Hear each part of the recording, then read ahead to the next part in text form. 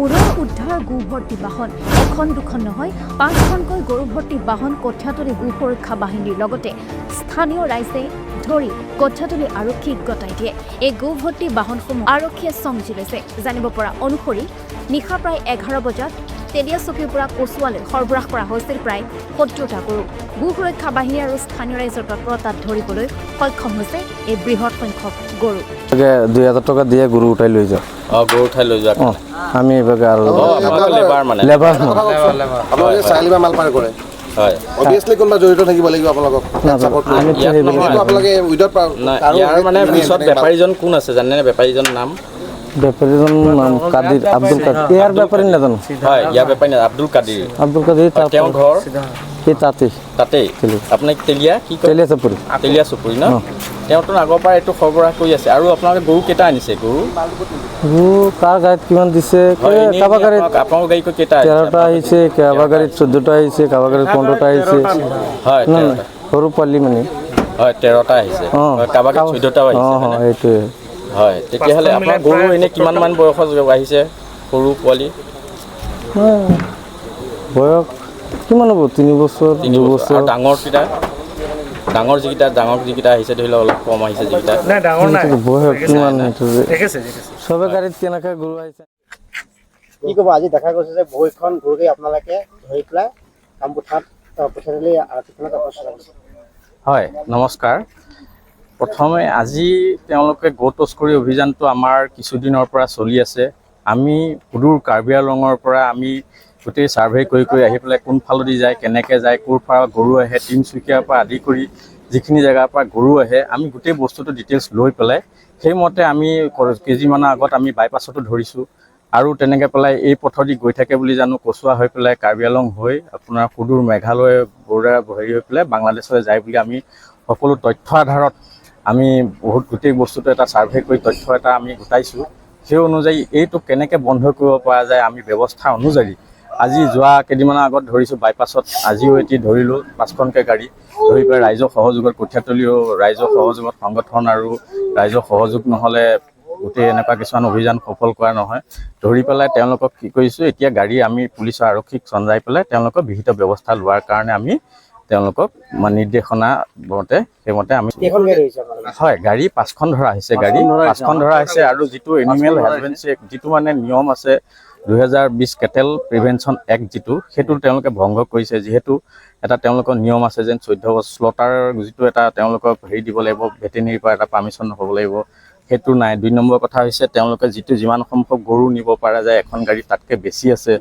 3 number হৈ গ'ল তাত কি হৈছে তেওঁলোকৰ যিখিনি গৰু নিয়া তেওঁলোকৰ হেৰি যিটো জন্তু সৰবৰাহ জন্তু বা জীৱ জন্তু এনিমেল হাজবেণ্ডাৰী পাৰ্মিট তেনেকুৱা কিছুমান ব্যৱস্থা আছে। এইবিলাকৰ কোনো ব্যৱস্থা নথকাৰ কাৰণে তেওঁলোকক বিহিত ব্যৱস্থাৰ তেওঁলোকৰ যিটো আইন ভংগ অপৰাধত তেওঁলোকে এই গোটেই বস্তুটো কৰি আছে। হয় 14টালৈকে গৰু আমি সৰু গৰু পোৱালি দেখিছোঁ এখন গাড়ীত 14টা এনেকৈ হয় 14টালৈকে আমি দেখিছোঁ গৰু এনেকৈ পেলাই আমি গন্তি কৰি চাইছোঁ। আৰু টোটেল 70টা গৰু থকা বুলিলে আমি গম পাইছোঁ। এইটো গৰু এইটো এনেই তেওঁলোকে কলনি আছিল, তেওঁলোকে নিয়াটো কচুৱা ফালেদি নিয়ে। কচুৱা ফালেদি আমি একেবাৰে কাৰ্বি আংলং বাংলাদেশলৈকে এইটো ছাপ্লাই হয় বুলি এটা ডাঙৰ গেং আছে।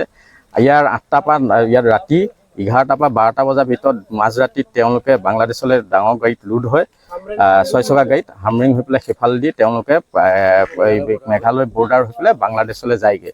আৰু পুৱা সময়ত গৈ পেলাই তেওঁলোকে তাত গৈ পেলাই পায়গৈ। আৰু এইটো লগত ডাঙৰ ৰাজনীতি চক্ৰ এটা জড়িত আছে বুলিলে আমি মানে কিছু মানে আমি অনুধাৱন কৰিছোঁ। গৰু ৰক্ষা বাহিনীসকলে আহে গৰু ধৰে, কিন্তু এই গৰুসকলে উচিত জেগাত গৈ পেলাই পায়নে? আপোনালোকে কি ক'ব? হয় উচিত জেগাত পায়। চাওক ইয়াত তেওঁলোকে কিছুমান চক্ৰান্তমূলকভাৱে কিছুমানে কি কয় ইয়াত বিভ্ৰান্তি কৰি পেলাই তেওঁলোকে ফৰ্মেল কাগজ এতিয়া যিখিনি ধৰি পেলাই তেওঁলোকে হেৰি কৰি পেলাই তেওঁলোকে যিটো মতে কাগজ পাইছে তাৰ লগতো কিছুমান মানে দালাল মাজৰ কিছুমান মধ্যভোগীয়ে পাই পেলাই তেওঁলোকে হোৱাই নোহোৱা কাগজ কিছুমান ফৰ্মেল উলিয়াই পিছত ছাবমিট কৰে। গোশালালৈ নিয়াৰ পিছত তেওঁলোকো কিছু তাৰ লগত কলা বগা জড়িত হৈ পেলাই কিছুমান মানুহ কিছুমান মানে তেওঁলোকক ৰেহাই পায়। কিন্তু আমি চৰকাৰক অনুৰোধ কৰিছোঁ যে এনে কিছুমান নিয়ম আৰু মানে ৰাইজৰ সহযোগত ধৰি দিয়া ৰাইজৰ যিখিনি এটা আমাৰ সাম্প্ৰতিক পৰিস্থিতি এটা সৃষ্টি হৈ আছে এই পৰিস্থিতিৰ পৰা সহযোগ কৰি পেলাই এনেকুৱা কিছুমান মধ্যভোগী দালাল আৰু প্ৰশাসনে এই বস্তুটোক সম্পূৰ্ণৰূপে বন্ধ কৰাৰ এটা বিহিত ব্যৱস্থা ল'ব লাগে আৰু এনেকুৱা কিছুমান কলাৰ মানে নিয়ম কিছুমানক প্ৰতিহত কৰিব লাগে। এতিয়া কালি পৰহি অৰুণাচলৰ পৰা তিনিচুকীয়াৰ পৰা অহা গাড়ীও কেইদিনমান আগত ধৰা হৈছে ইয়াত। তিনিচুকীয়াৰ পৰা গৰু সৰবৰাহ কৰিছে আৰু ইয়াত বহু কিছুমান আমি মানে দুখীয়া মানুহৰ ঘৰত যিবিলাক গোহালি খালি যিটো এটা ৰাজনীতি যেনেকুৱা এটা কিছুমান আছে, এই গোহালি খালি হোৱাৰ মানে আমি কিছুমান বহুত সন্দেহ কৰিছোঁ। কাৰণ চাওক, একে ৰাতিতে গৰু সদায় আহি থাকে, প্ৰত্যেক ৰাতিয়ে এফালে নহয় আপোনাৰ ৰহা হৈ পেলাই যায়। আৰু ইয়াত আমি এটা মানে খুব এটা মানে দুখজনকভাৱে আমি ক'ব বিচাৰিছোঁ, এদিন আমি গো তস্কৰীৰ কাৰণে আমি সুদূৰ কলিয়াবৰৰ পৰা আমি এখন গাড়ী পিছা কৰিছিলোঁ। সেই গাড়ীখন কিন্তু একদম খুব আপোনালোকে আচৰিত লাগিব যেন এটা টোল গেটৰ তলেদি গাড়ীখন গৈছে। যে কেনেকৈ গৈছে, ইয়াত যদি ৰাজনীতিক কোনো যদি ব্যক্তিত যদি জড়িত নাথাকে তেতিয়াহ'লে এখন টোল গেটৰ তলেদি কেনেকৈ যাব পাৰে গৰু? নিশ্চয় ইয়াৰ ৰাজনীতি আৰু ইয়াৰ এদিন নহয় এদিন ইয়াৰ চুৰ তোলে ধৰা পৰিব। লাহে লাহে ধৰা পৰি গৈ আছে। ইয়াৰ পিছত কোন আছে কি নাই আমিও বহুত কিছু আমি তথ্যৰ আধাৰত আমি গৈ আছোঁ আগুৱাই। ইজনী এদিন সেই ৰাজনীতিক কোন দালাল ইয়াৰ পিছত আছে, ইজনী কংগ্ৰেছৰ দিনত খাই আছিল, তেওঁলোকে এতিয়া বিজেপিৰ দিনত খাব নোৱাৰাৰ কাৰণে তেওঁলোকে আকৌ বিজেপিত জইন কৰি পেলাই এনেকুৱা কিছুমান কুচক্ৰান্তৰ আধাৰত টকাৰ লগত মানে তেওঁলোকৰ এই গোটেই বস্তুবিলাকৰ তেওঁলোকে মুষ্টিমেয় এটা ব্যক্তিত্বৰ মানে গোটেই বস্তুখিনি এই চক্ৰান্তটো কৰি আছে বুলিলে আমি মানে ধাৰণা হৈছে। আৰু এই সংগঠনে আমি RSS হওক, বিশ্ব হিন্দু পৰিষদ হওক, সনাতন জাগৃতি হওক, সদায় ইয়াৰ অপজিশ্যনত আছোঁ। আমি ইয়াত কোনো কম্প্ৰমাইজ নকৰোঁ। আমি ইয়াত কোনো কম্প্ৰমাইজ নকৰোঁ এই বিষয়টোক লৈ। আৰু আইনগত ব্যৱস্থা এওঁলোকে ল'বই লাগিব আৰু ইয়াৰ কাৰণে ৰাইজৰ সহযোগ আমি সদায় বিচাৰিম। আৰু ইয়াৰ কুখ্যাত যিটো মানে চক্ৰান্ত আছে, এই চক্ৰান্ত উৎখাত কৰাৰ কাৰণে আমি বিশেষ অভিযান আৰু জোৰদাৰকে অনাগত দিনৰ হাতত লোৱাৰ মানে আমি এটা আমি সিদ্ধান্ত এটা লৈ আছোঁ। আপোনালোকে মানে আৰক্ষী প্ৰশাসনৰ যি পদক্ষেপ, যিহেতু বিগত দিনতো এনেকুৱা ধৰণৰ বিভিন্নটা গৰু ধৰা আমি দেখা পাইছোঁ, বিভিন্ন গাড়ী আপোনালোকে ধৰিছে বিভিন্ন জেগাত। আৰক্ষী প্ৰশাসনৰ পৰা তেওঁলোকৰ পদক্ষেপখিনি কেনেকুৱা বুলি আপোনালোকে গৰুসমূহ যে ধৰে বা গোশালাত লৈ যায়, সেই গোশালাত গৰুসমূহ থাকেনে বাৰু আপোনালোকে চেক কৰিছে? গোশালাত কিছু সংখ্যক থাকে, কিছু সংখ্যক তেওঁলোকে কিছুমান কি হয়, আজিকালি গোশালাও আমি মাজতে পাইছোঁ অবৈধভাৱেও গোশালা আজিকালি মানে ষ্টেজ নম্বৰ দূৰ মানে কি চক্ৰান্তটো আৰু বেছিকৈ গভীৰতালৈ গৈছেগৈ।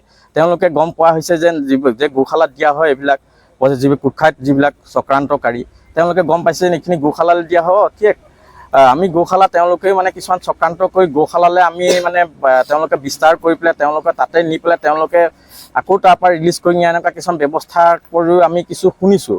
কিন্তু তাৰো আমি দ্বিতীয় ব্যৱস্থা হাতলৈ আমি ব্যৱস্থা ল'বলৈ আমি গৈ আছোঁ, এটা সিদ্ধান্ত লৈছোঁ। আমি